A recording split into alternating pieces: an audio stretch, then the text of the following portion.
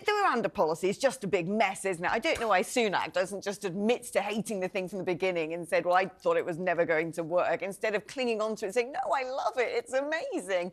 I think if these papers are published by the government, I don't know what you think the likelihood of that happening is, it really is going to expose it as just a set of ridiculous, vacant headlines. Definitely. I feel like every week we probably try and get to the end of the week without mentioning the Rwanda policy, and yet again it is cropping up because there's just more and more information about it that sheds it in a negative light. This is an opposition day debate, and what that means is the Labour Party, the party in opposition, can choose the topic of the debate, and they have free rein over what they table for the day to debate with the Conservative Party. They've chosen the Rwanda policy. Obviously, it's a very easy goal for the Labour Party because it really has just been nothing but a failure so far. And they're just asking for a bit more transparency. We know how much money has been spent, how much money has been given to Rwanda for the scheme so far. But what we aren't quite sure about is just these really small parts of it as well. How much is it going to cost for each migrant to actually be sent there? My theory is that it was a bad day for Boris Johnson. He decided to rush out a headline that he thought would, gather all the attention and said, we're going to send migrants to Rwanda, that's what we're going to do. And everyone, yeah, brilliant idea. And I remember saying at the time,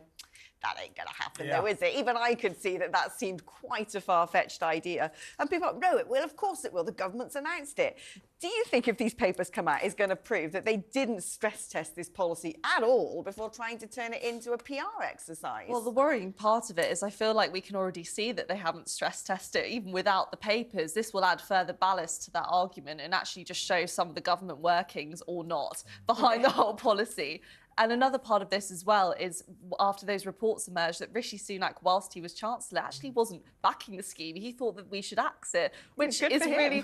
No, he denies that. He's got the perfect chance to say, I told you. It's not my idea. Instead he's going to die on a hill on it anyway.